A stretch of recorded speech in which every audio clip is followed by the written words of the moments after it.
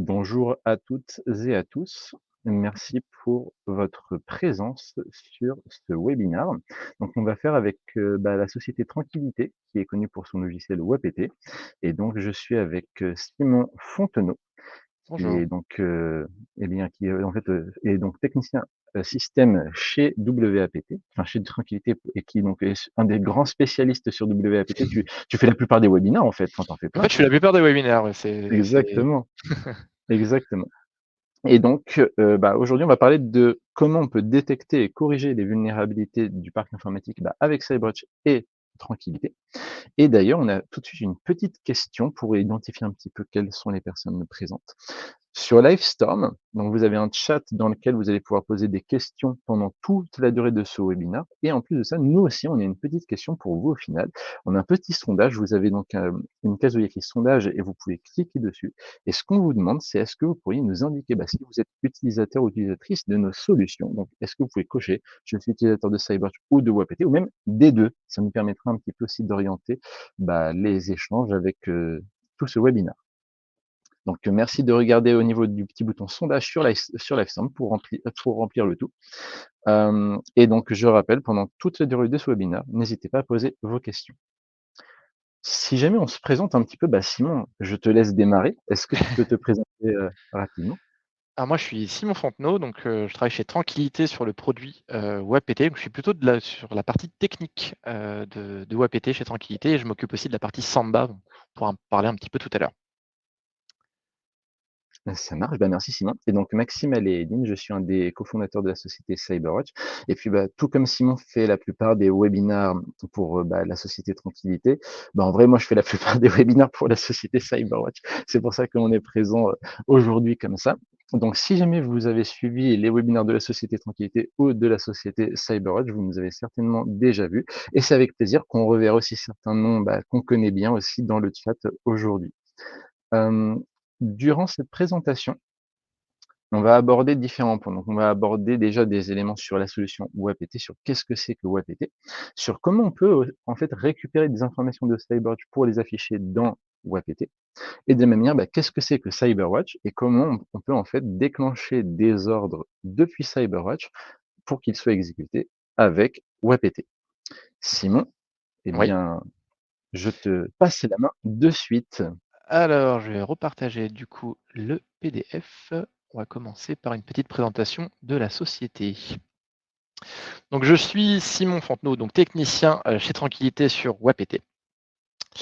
Alors ouais, Tranquillité, qu'est-ce que c'est? C'est une entreprise qui a été créée en 2002, par Denis et Vincent Cardon. Donc, au début, on a fait surtout de l'infogérance N1 à N3, donc pour des mairies, pour différentes sociétés. On a commencé à être intégrateur de Samba AD. Alors, pour ceux qui ne connaîtraient pas Samba AD, c'est une alternative à Microsoft Active Directory. Et ensuite, on a eu besoin, du coup, d'une solution de déploiement et on a créé WebPT. Donc, on est éditeur de la solution WebPT. Donc, WebPT, il a été créé en 2012. C'était surtout, en fait, ça n'a jamais été un produit au début qui a été voué à être vendu. C'était surtout un besoin lié à notre infogérance. En fait, on avait besoin de mettre à jour nos logiciels chez nos clients. Et donc, le problème, c'est qu'on venait surtout du monde Linux, donc on avait beaucoup l'habitude d'APT, donc Debian, Vim, etc. Et en fait, sous Windows, on n'a pas trouvé quelque chose qui nous plaisait. Et du coup, on a créé WebPT pour nos besoins à nous. Donc, c'est une idée des frères Cardon, donc de Vincent et Denis Cardon. Et donc, ça sert à gérer et sécuriser votre parc informatique, donc déployer des configurations, mettre à jour des logiciels, installer des logiciels, les supprimer, etc.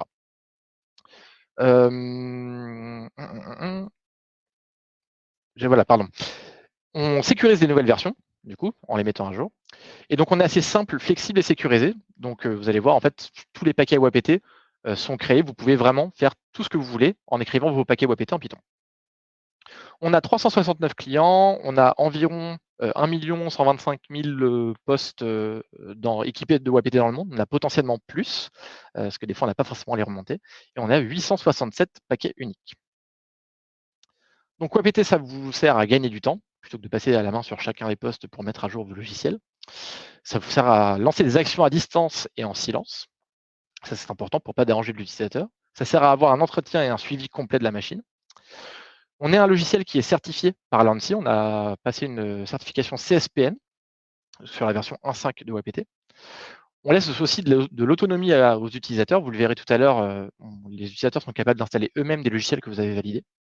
Et on automatise les mises à jour logiciels et Windows, les deux. Donc, comme je disais à l'instant, WebAPT a été certifié et qualifié par l'ANSSI, donc la version 1.5 de WebAPT. On est en train de passer, de renouveler cette certification. Donc, tous les échanges sont sécurisés en HTTPS et WebSocket. Donc, on est sur du flux standard HTTPS. Et on fonctionne entièrement via des certificats, c'est-à-dire que c'est surtout un système de PKI. Tout est signé dans WebAPT. En termes de fonctionnalité, on fait du déploiement de paquets, donc configuration ou installation de logiciels. Donc on a deux versions.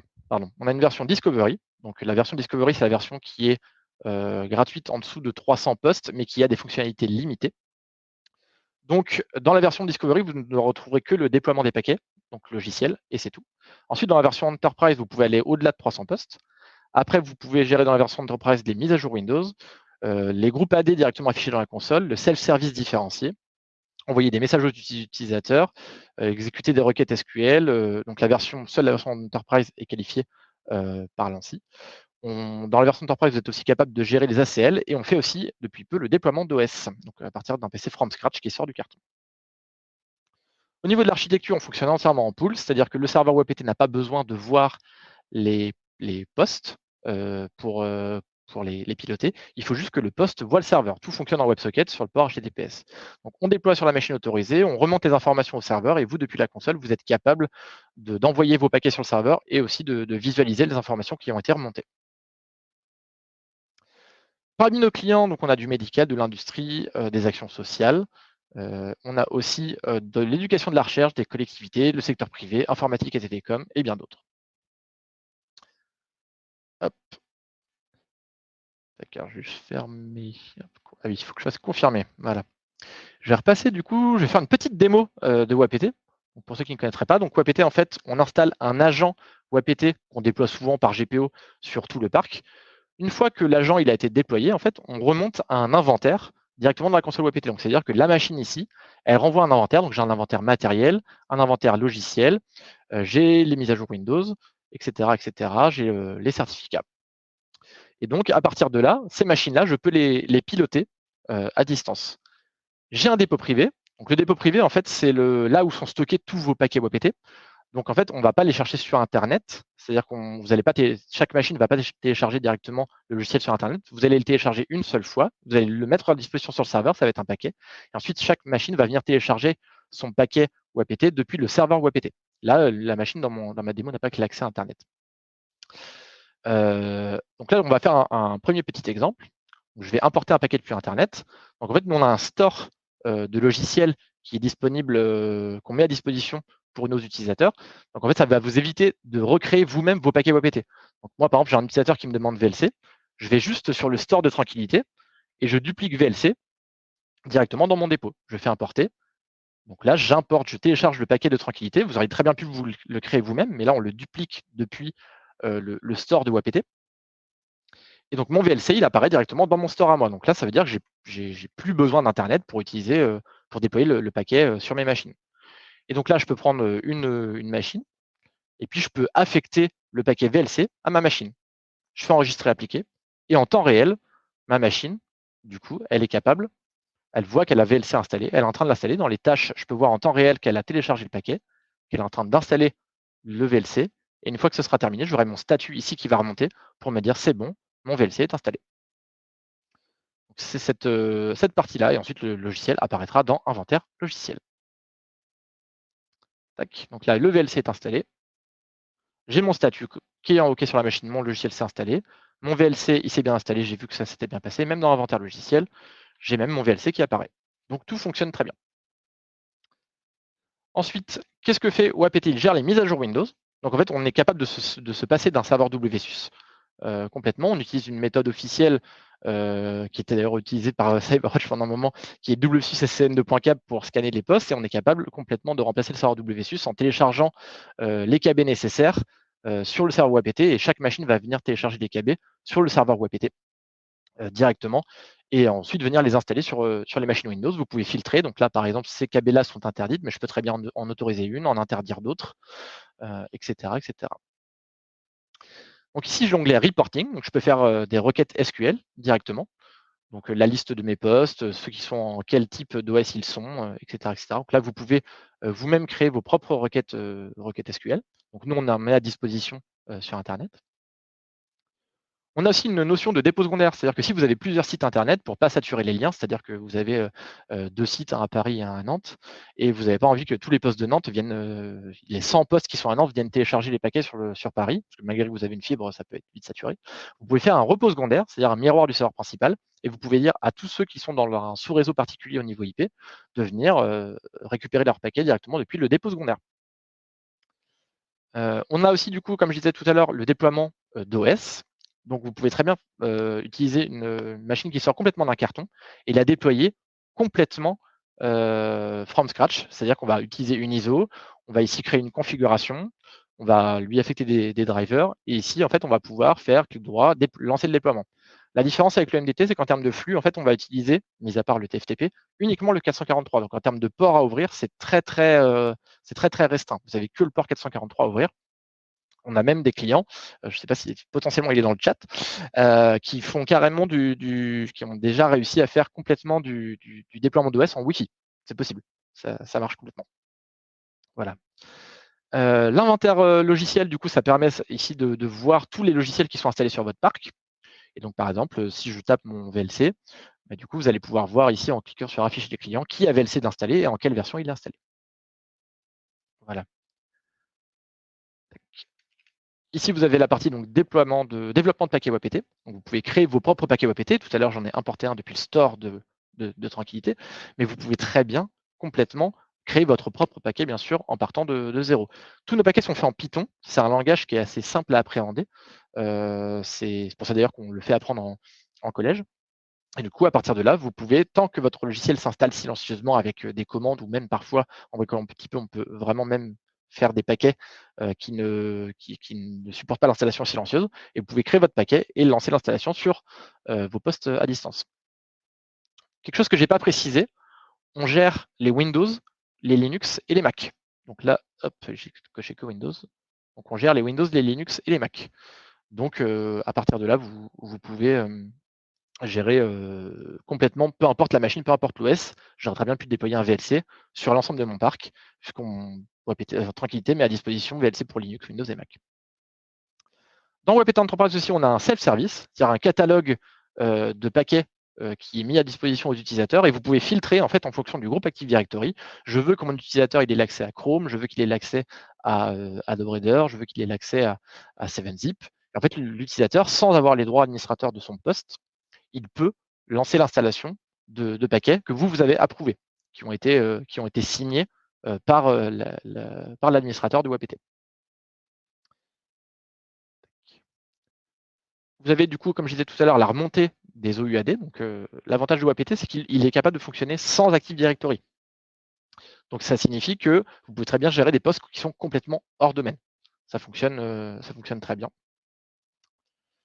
Et vous avez aussi d'autres actions, enfin, où on peut envoyer un message aux utilisateurs. Vous avez aussi les fonctionnalités d'audit, c'est-à-dire chaque paquet a un audit. On va voir d'ailleurs tout à l'heure qu'on a un paquet justement qui utilise ça pour CyberWatch.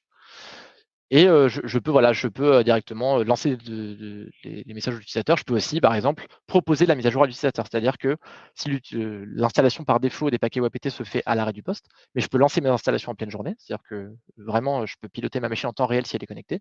Je peux aussi lancer des installations uniquement des applications qui sont non lancées. Je peux demander à l'utilisateur est-ce qu'il est d'accord ou pas pour lancer les installations maintenant. Et je peux même l'autoriser à interrompre les mises à jour, etc. Donc, voilà pour la petite présentation rapide de WebPT. Alors, je ne sais pas si tu voulais enchaîner directement, Maxime, sur la petite intégration ou si tu voulais Ouais, continuer ton slide. je vais remontrer donc la suite, effectivement. Merci, Simon. Alors, du coup, en fait, Simon a parlé de paquet d'audit, et effectivement, il y a un paquet d'audit qui est disponible dans WebPT qui permet de faire en sorte que finalement CyberWatch peut en fait donner ces informations à WebPT. En fait, c'est plus précisément WebPT qui va aller chercher les données des audits CyberWatch et les afficher. C'est ça en fait à quoi servent les paquets d'audit, c'est ça permet d'aller chercher des informations comme ça complémentaires. Comment ça fonctionne en termes de prérequis? Bah, il faut forcément avoir du WebPT et avoir du CyberWatch. Et sinon, est-ce que tu veux donner un petit peu la suite des éléments, plus Ouais, techniques?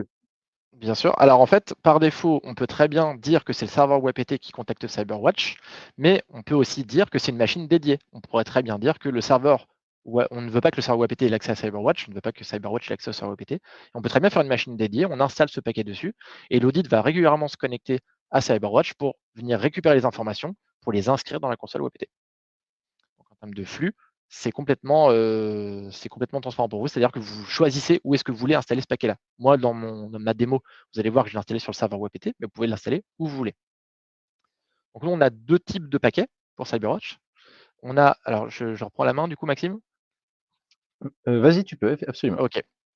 On a 2 types de paquets WebPT. Donc, on a un paquet du coup, vous verrez dans le dépôt, on a un CyberWatch plugin export to CyberWatch airgap. Donc, Maxime, je te laisserai expliquer après ce que c'est qu'un airgap dans CyberWatch. Donc, en tout cas, nous, ça sert à envoyer la machine, l'inventaire de la machine qu'on a dans WebPT dans CyberWatch pour que CyberWatch pardon, puisse faire une analyse. Donc, ce paquet-là, si vous avez un agent CyberWatch d'installer sur la machine, il n'est pas obligatoire. Et ce paquet-là, ça va être l'inverse. Ce paquet-là, du coup, quand je l'installe, son audit va directement se connecter au serveur WebPT. Il va aussi directement se connecter au serveur CyberWatch. Et à partir de là, on va pouvoir aspirer les informations de CyberWatch pour les afficher dans la console. Donc ça, c'est une nouveauté de cette nouvelle version de WebPT. C'est qu'on va être capable d'afficher donc dans un onglet données d'audit ici, on va être capable d'afficher des données externes. Donc c'est-à-dire que là, on l'a fait avec CyberWatch, mais on va pouvoir le faire avec plein d'autres solutions. Et donc là, si je prends par exemple mon client ici, donc mon client, si je vais dans données d'audit, j'ai CyberWatch ici. Et puis CyberWatch, du coup, je peux voir, OK, cette machine-là, elle est vulnérable. Je vois qu'il faut que je mette à jour Firefox, je vois que j'ai une KB installée. Sur cette machine-là, je vois que j'ai un Adobe Reader installé, un Edge, etc., etc. Donc là, en fait, c'est directement une donnée qui vient de CyberWatch et que j'affiche dans la console WebPT. Et je peux même glisser, déposer, du coup, donc ça, c'est toutes les informations remontées par CyberWatch. Je peux même glisser, déposer dans les colonnes ici. Je peux dire, eh ben là, j'ai besoin de mettre à jour tous ces logiciels-là. C'est la liste des patchs à appliquer sur la machine pour que la machine ne soit plus vulnérable. Donc à partir de là, moi, dans WebPT, je peux faire les actions qui s'imposent. Donc alors, comme ça risque de prendre un petit peu de temps, ce que je fais, moi, je peux importer du coup les versions qui sont demandées par CyberWatch. Moi, je vais sur le store de tranquillité, je reduplique les paquets, les nouvelles versions du paquet. Et une fois que ce sera dupliqué, je vais pouvoir lancer des installations sur mes machines, redemander à CyberWatch de me faire une analyse pour savoir si les machines sont correctement patchées.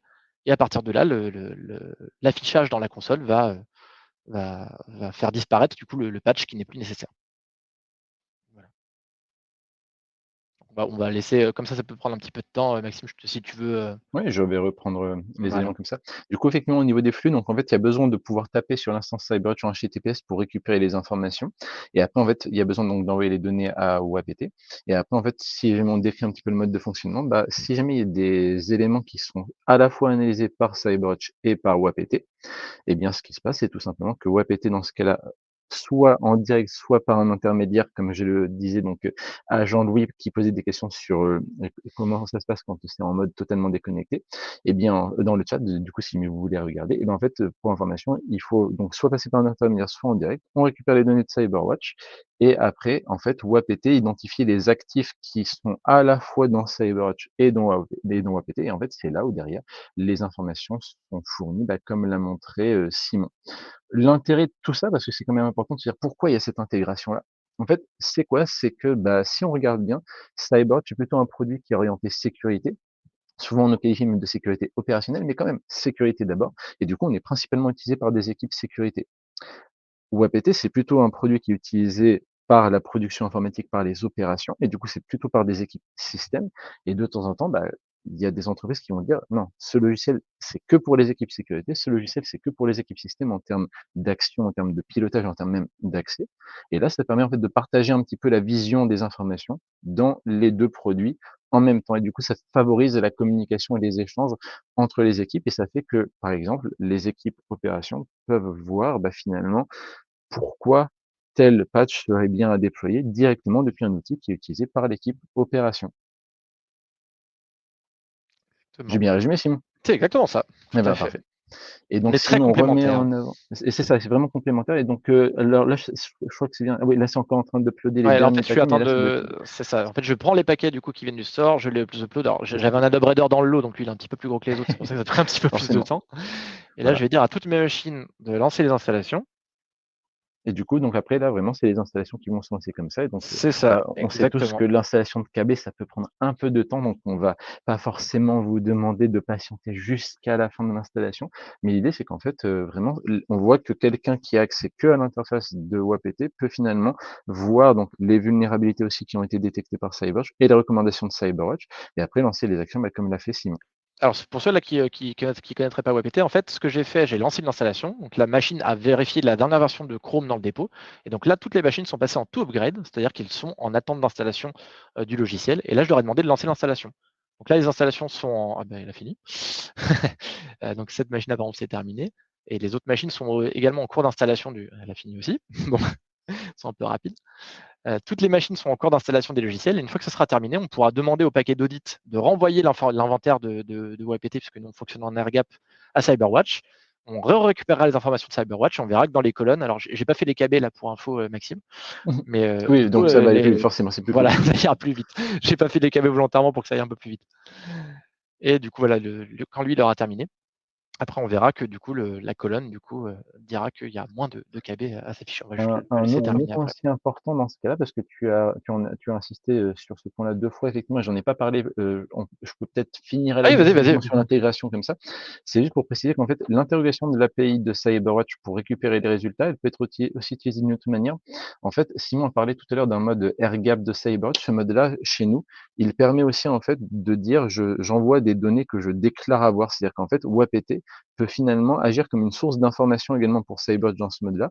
Autrement dit, si jamais par exemple des gens disent: «J'ai déjà des agents WAPT partout sur mon parc» et qu'en fait pour une raison X ou Y, vous dites: «J'ai pas envie d'avoir un autre agent chez moi» et vous ne voulez pas non plus lancer de scan sans agent avec CyberWatch parce qu'on couvre avec et sans agent nos scans et ben, en fait techniquement, vous pouvez quand même fonctionner dans nos scans comme ça et faire en sorte que ce soit WAPT qui en quelque sorte devienne un agent CyberWatch en quelque sorte. C'est-à-dire que ça permet de faire en sorte que WAPT fait ses analyses de son côté et envoie les résultats de ses analyses à CyberWatch et nous, on travaille avec ça, on vous listera les vulnérabilités quand même et donc ça permet aussi d'avoir une approche où finalement vous avez des données d'audit dans tout votre parc qui sont faites via WAPT et CyberWatch processe le tout pour regarder les vulnérabilités et ensuite les résultats apparaissent à la fois dans CyberWatch et dans WAPT. Donc là, mon installation, elle a terminé, ça tombe bien, pile Ah bah poil dans les super, temps. on va Je vais remettre en pouvoir du avant, coup, génial. relancer l'audit donc de l'air-gap. Donc ça veut dire que là, je vais renvoyer tout l'inventaire je vais renvoyer tout l'inventaire de WAPT à CyberWatch. Donc CyberWatch, je vais lui laisser un tout petit temps, même si c'est assez rapide pour qu'il Pour analyse qu'il y processer a, le il y a tout. moins de problèmes. Et alors, je vais juste voir, du coup, dans l'interface, je peux juste voir si c'est bon ou pas.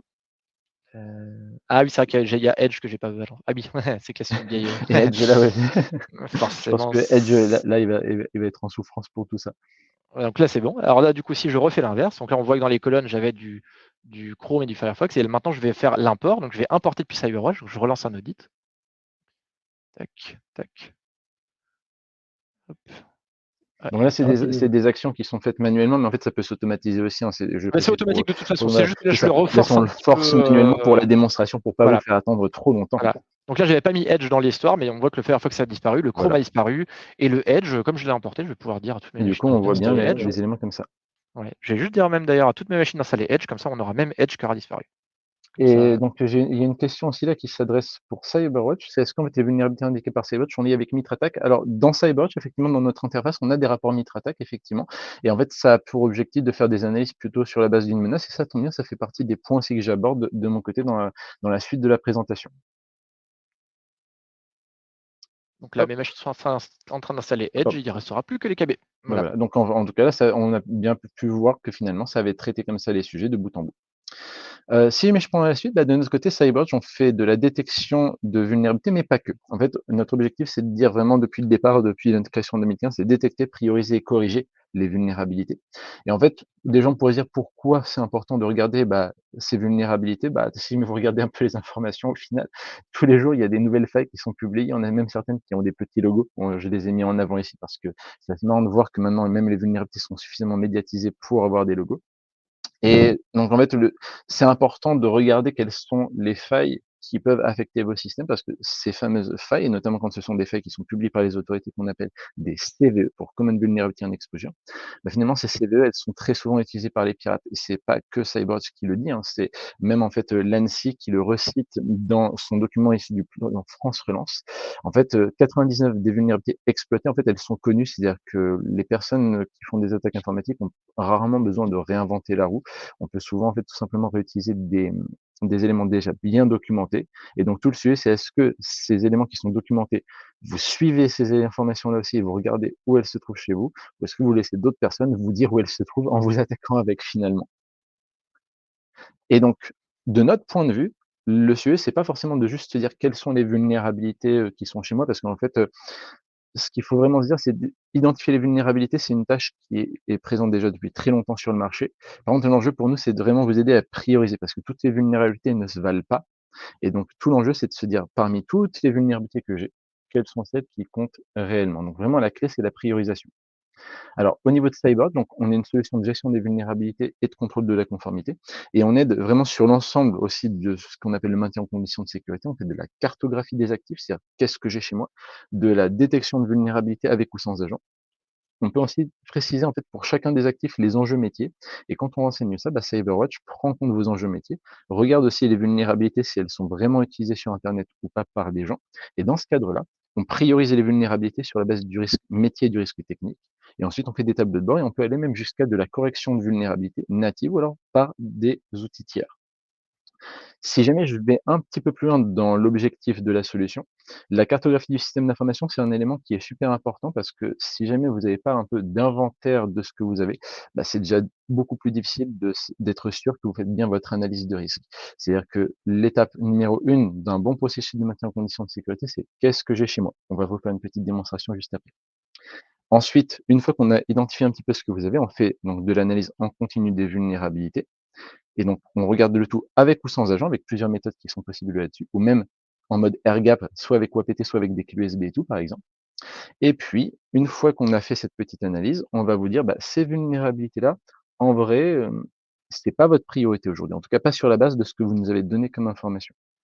Et on va aussi vous dire, bah, voici les vulnérabilités qui, elles, par contre, méritent vraiment d'être traitées en urgence parce que ce sont des actifs qui sont affectés, qui sont très sensibles, d'après ce que vous nous avez déclaré.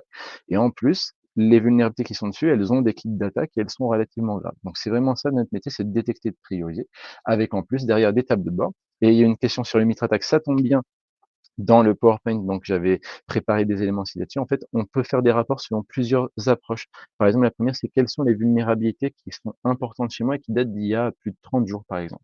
Ou encore, quelles sont les actions qui, chez moi, si je les mets en œuvre, vont traiter le plus de vulnérabilités. C'est très motivant pour les équipes de se dire, je déploie cette KB partout dans le parc, je traite, par exemple, 10% de tous les problèmes du parc informatique.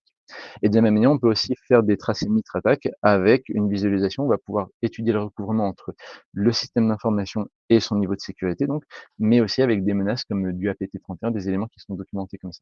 Et après, ça permet de se dire, bah, OK, maintenant, je vais faire des plans d'action par rapport à des zones de recouvrement. On peut aussi déployer des correctifs de sécurité nativement, avec ou sans agent d'ailleurs. On peut déployer tout ce qui est APT, Yum, Zipper, Pacman en package manager et tout sur la partie Linux. Et également sur la partie Windows, on gère les KB. Par contre, on ne gère pas les autres produits.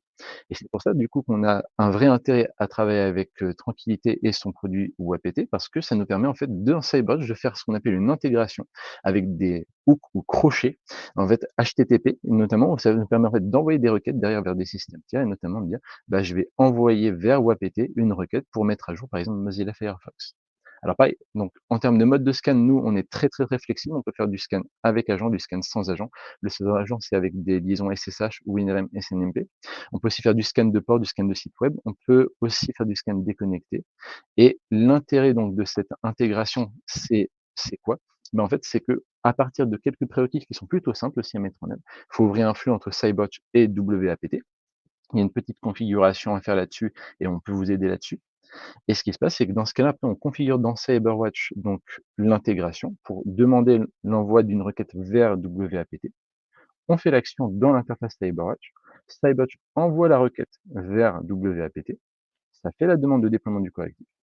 Et derrière, bah, WAPT va traiter cette demande et le poste qui aura été sélectionné va exécuter l'ordre WAPT et faire la mise à jour. Et donc l'intérêt de tout ça, c'est quoi? C'est que ça permet d'étendre en fait le périmètre de ce qu'on couvre en termes de patch management. Ça permet d'avoir aussi une interface qui va piloter un autre outil. Donc on a bien vu, c'est bidirectionnel, des intégrations. Et en fait, pour la petite différence, si nous on se limite aux produits, par exemple, comme des KB sur la partie Windows, c'est qu'il y a plein de contraintes juridiques. Par exemple, si en fait on distribue de manière trop automatisée Oracle Java, c'est considéré comme une enfreinte, une infraction plutôt pardon, à la licence en fait d'Oracle. WAPT, dans la mesure où les paquets sont reconstruits par vos soins ou par une action en fait qui est maîtrisée par vos soins, et bien en fait dans ce cas-là, il n'y a pas d'infraction aux licences d'Oracle, et donc ça fonctionne là-dessus, ça respecte tout ça. Et donc, ça vous permet d'avoir une approche où finalement, avec CyberWatch et WAPT, vous pouvez voir les vulnérabilités et déployer des correctifs, même pour des produits qu'on ne traiterait pas naturellement comme ça. Il y a une question sur est-ce que la solution peut scanner des actifs dans un environnement cloud? Je vous le confirme et ça va me permettre de faire la petite démonstration aussi de mon côté avec le petit partage d'écran. Hop, donc, hop, ça c'est l'interface du logiciel CyberWatch. Donc notre interface, elle met en avant en fait les vulnérabilités qui sont présentes dans votre environnement. Donc on vous donne des indicateurs sur, par exemple, aujourd'hui combien de CVE sont prioritaires, c'est-à-dire combien de CVE mis dans votre contexte métier comptent, combien de CV sont critiques et tout. Et en fait tout ça, on le trace à partir de nos scans. Et comment en général nos utilisateurs font un scan? Ils font des découvertes d'actifs. Et les découvertes, là visuellement, je peux montrer que je réponds à la question de Thierry Hua. C'est-à-dire qu'en fait, on a la possibilité de se câbler à des environnements cloud, donc du AWS, du Azure, du GCP par exemple. Et on peut en fait dans ce cas-là lister les actifs qui sont sur ces environnements-là. Pour la partie OpenStack, c'est fort pratique si on utilise par exemple du OVH Cloud, puisque OpenStack est une des API qui est exposée par OVH Cloud. Et on couvre également aussi tout ce qui est conteneur, sachant que pour tout ce qui est containerisation, on recommande en général de scanner les images Docker, puisque une image scannée qui va être répliquée plein de fois avec les conteneurs, c'est plus intéressant pour vous en termes de licence aussi de les scanner comme ça. Et on peut se câbler notamment un cluster Kubernetes, un cluster Docker Swarm ou alors un registre Docker par exemple. On a préparé une petite démonstration par rapport à ça avec Simon. C'est-à-dire que pour montrer à quoi sert l'analyse des découvertes comme ça d'actifs avec CyberWatch, eh bien en fait je peux dire par exemple, OK, je fais une année sur un domaine. Donc, Simon, est-ce que ça te va si je reprends le domaine de tout à l'heure? Donc, c'était les Ah oui, non, fourmis du ça web, c'est, c'est ça? ah oui, c'était le C'est mien. comme tu veux. Non, non, vas-y, fais plutôt la histoire parce que je, je sais ce qu'il y a derrière. OK, Donc... ça marche, pardon, excuse-moi. Dans ce Non, il cas-là, n'y a pas donc, de problème. je vais faire sur la plateforme qu'on utilise ici. Donc, là, ce que faut bien préciser que là, je ne fais pas de test d'intrusion en fait sur tout ça. Je fais juste en fait tout simplement une analyse en fait des vulnérabilités, une analyse pardon des actifs qui sont exposés. Et du coup en fait je peux demander à faire une découverte des sous-domaines liés à Livestorm à partir des données issues de certificats de transparency notamment. Donc là je fais une analyse par exemple sur livestorm.co. Donc je ne fais pas du tout d'action agressive par rapport à Livestorm, c'est je lis des informations qui sont publiques. Et après ça permet de lister en fait tout simplement les informations ici où on voit que CyberWatch a découvert donc 27 actifs, donc app.livestore.com, assets, billing, brand, CDN, customer IO, dev, developers, etc. Et en fait, l'idée, c'est qu'on peut lancer donc ces recherches de sous-domaines pour vous dire, voici en fait la surface d'exposition que vous avez. On peut lister donc des images Docker, on peut lister en fait les actifs, les instances, les choses comme ça. Et là, après, vous pouvez cocher les éléments. Vous pouvez aussi demander après à scanner le tout. Et CyberWatch va vous dire, bah, voilà ce que j'ai découvert. Et après, on lance les scans directement sur ces actifs. On peut aussi rafraîchir ces informations. À quoi ça sert? C'est que si par exemple, on veut par exemple scanner un environnement cloud comme du AWS, eh bien on peut dire tous les jours je vais mettre à jour ces informations-là. Et donc ça permet d'avoir des scans qui sont avec des données pertinentes, même dans des environnements extrêmement dynamiques. Une fois qu'on a choisi tout ça, donc après on peut faire des scans avec plusieurs manières, donc soit en installant un agent, soit avec du SSH, du WinRM, du SNMP, ou alors purement sur Classic. Ça liste les actifs. Vous pouvez leur affecter des tags à vos actifs, ça vous permet de dire ça c'est de la prod, ça c'est de la pré-prod et tout. Ça vous permet de faire des rapports plus pertinents, mais aussi, en fait, de déléguer des accès cloisonnés. Par exemple, vous pouvez dire tel utilisateur n'a accès que à la pré-prod, des choses comme ça. Et vous avez ensuite les vulnérabilités pour vos actifs. Là, on voit par exemple qu'il y a 1389 vulnérabilités, sauf que si vous regardez bien, c'est pas ça ce qu'on met en avant. On met ici en avant les vulnérabilités prioritaires parce qu'on est convaincu que se dire zéro vulnérabilité tout court, c'est très difficile. Par contre, si jamais vous priorisez bien vos résultats, vous pouvez avoir des objectifs réellement atteignables et notamment combien de vulnérabilités prioritaires vous avez. Et tout ça, comment on le fait? On le fait à partir d'un élément qu'on appelle les criticités.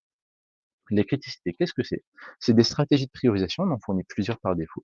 Et ça vous permet de dire, OK, et ben en fait, je vais créer ma propre stratégie. Par exemple, supposons que vous soyez dans des milieux qui traitent beaucoup de données à caractère personnel, vous pourrez dire, bah, je vais avoir des actifs qui sont concernés par le RGPD. Et du coup, vous pouvez dire exigence de confidentialité élevée sur les actifs RGPD, exigence d'intégrité, par exemple, moyenne, exigence de disponibilité basse, et il y a un petit seuil aussi que vous pouvez modifier.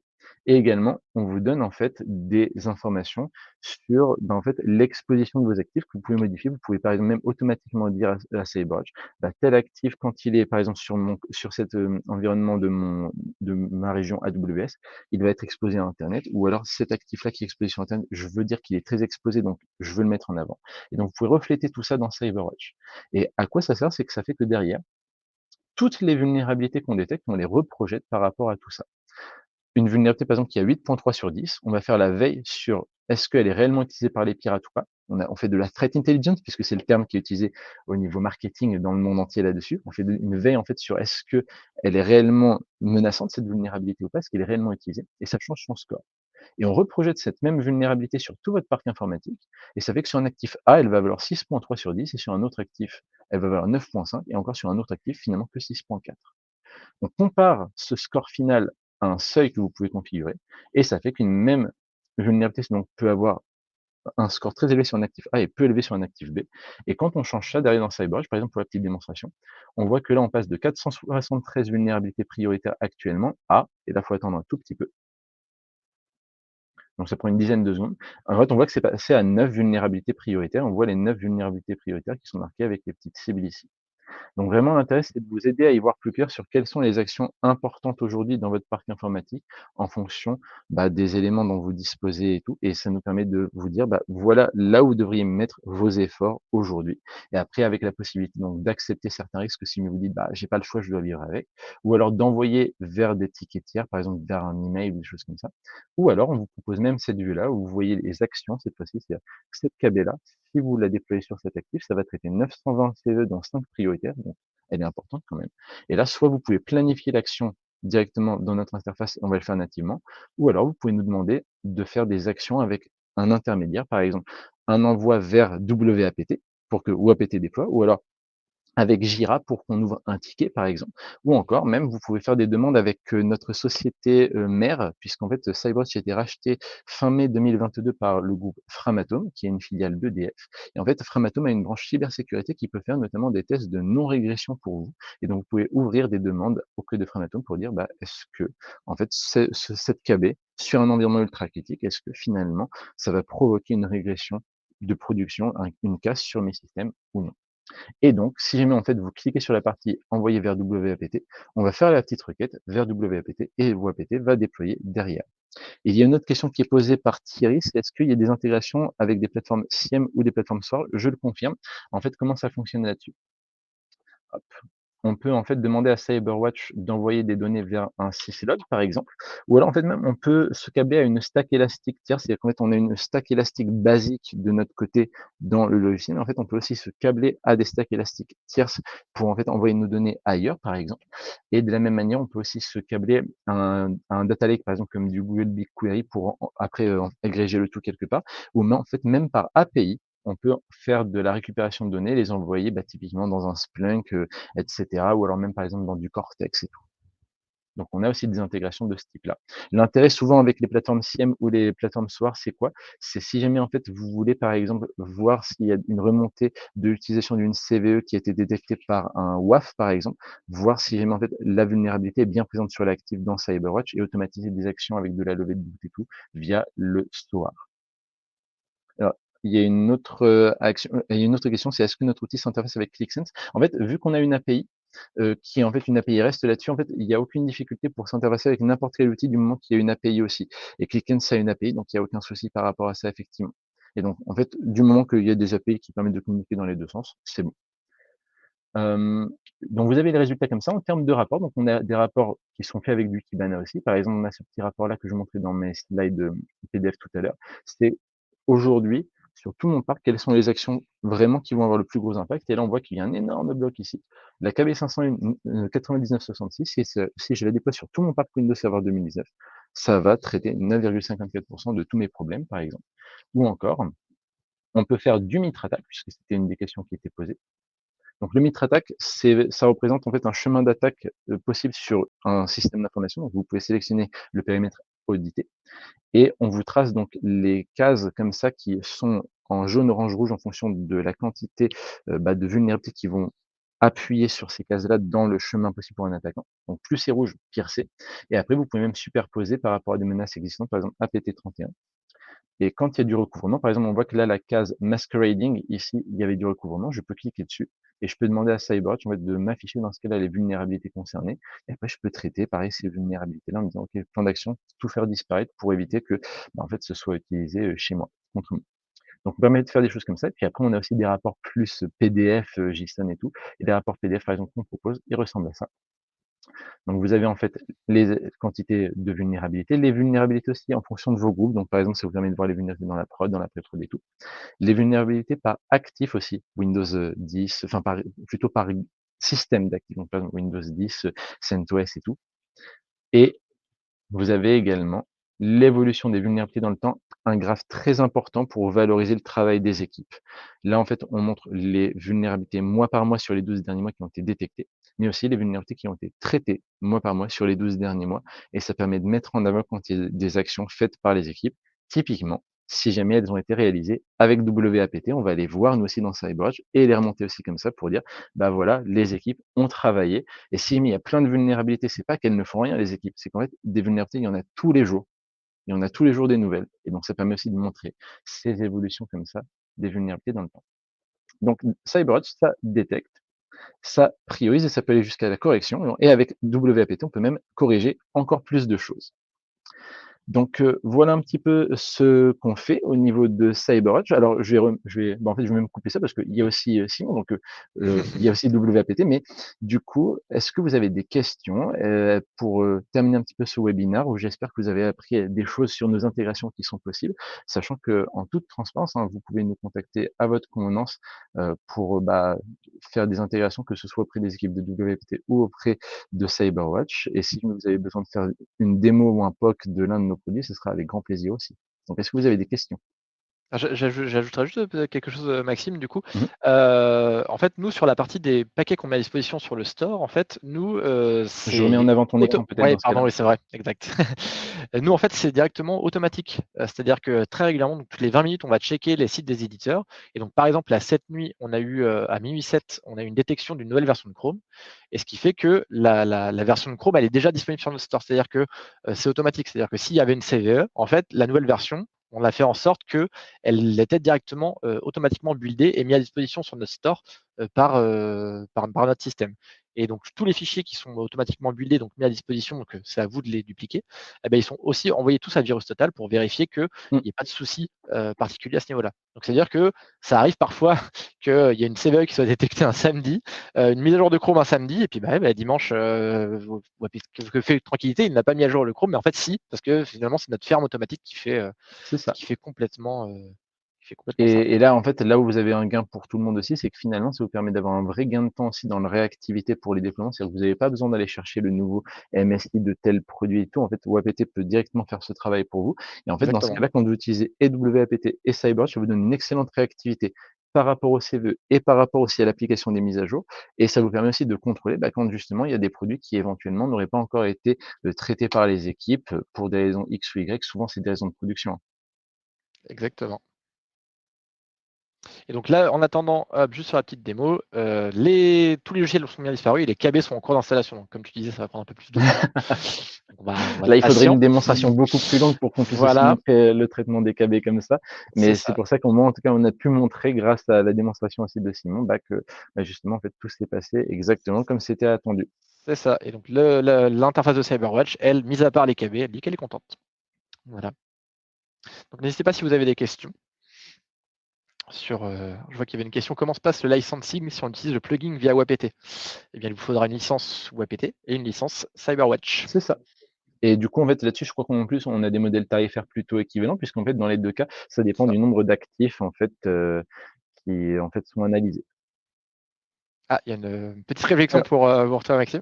Je vois Sur les sur la groupes partie groupe logiciels. logiciel effectivement. Oui, donc Ouais. aujourd'hui on est référencé, en fait on est référencé dans plusieurs catalogues, mais pas encore dans le catalogue groupe logiciel. On est référencé, chez UGAP, chez Uniachat, chez aussi, CAIH, chez Ouranos, en fait, beaucoup avec SCC comme ça, mais on n'est pas encore référencé groupe logiciel et c'est un truc que si jamais il y a des besoins là-dessus, avec grand plaisir pour étudier le tout.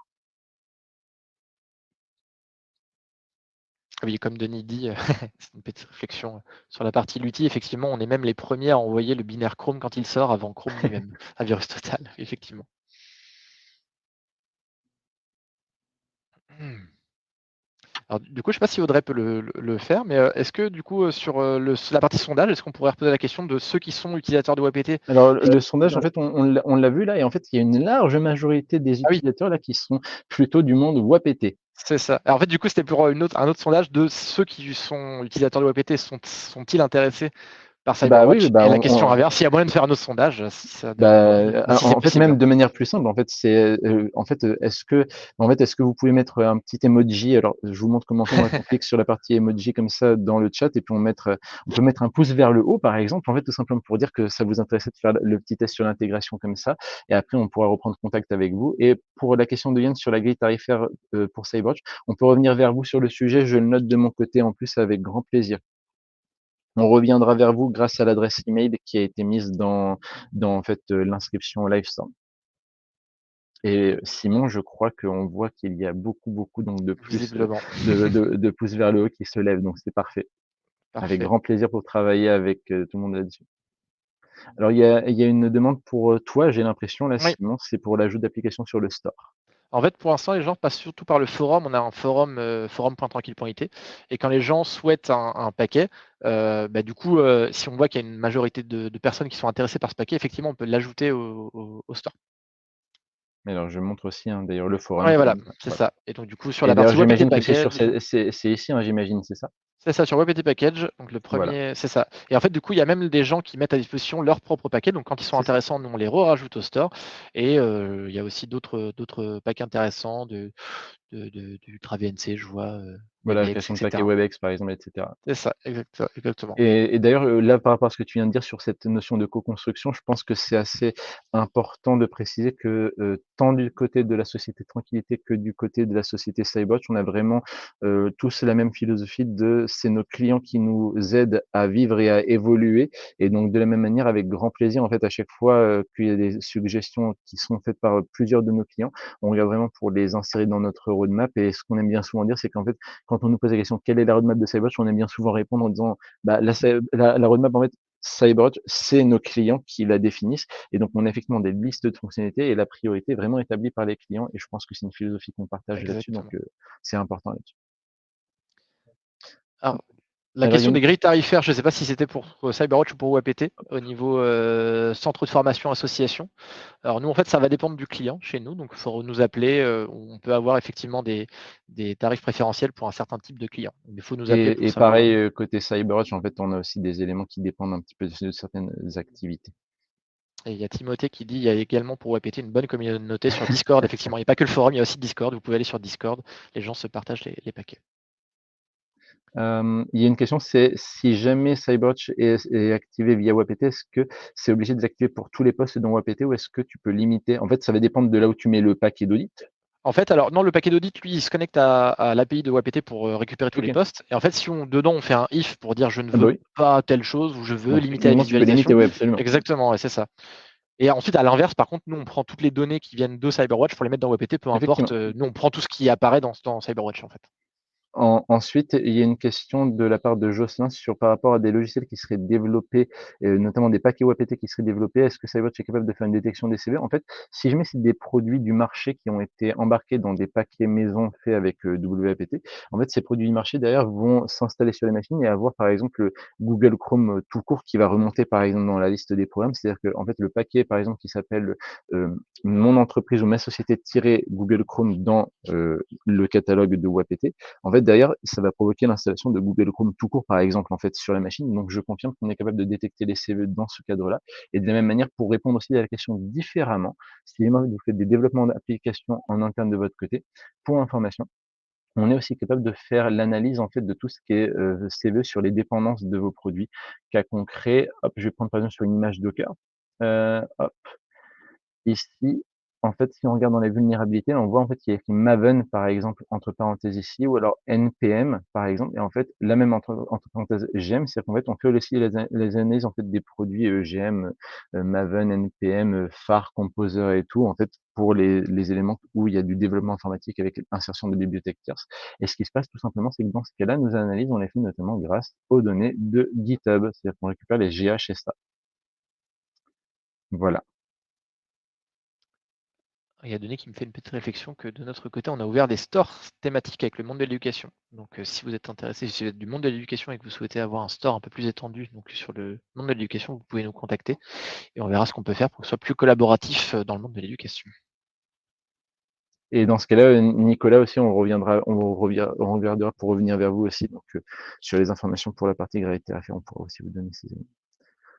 Ok. Est-ce qu'il y a encore d'autres questions?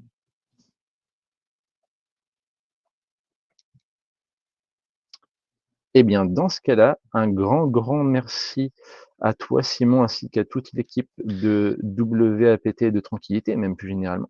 Un grand Merci à merci toi aussi à également. Audrey pour avoir aidé sur l'animation et sur l'organisation du webinaire. Et à très bientôt à tout le monde. Merci beaucoup pour votre participation. Et puis que vous soyez intéressé par WAPT ou par Cyberwatch ou par les deux, vous pouvez vraiment nous écrire à Simon. À moi aussi, vous pouvez nous écrire, il n'y a aucun souci. Nos adresses email sont très faciles à trouver sur Internet et avec grand plaisir pour avoir de vos nouvelles. Merci beaucoup. Merci. Bonne journée. Au revoir. Bonne journée, au revoir.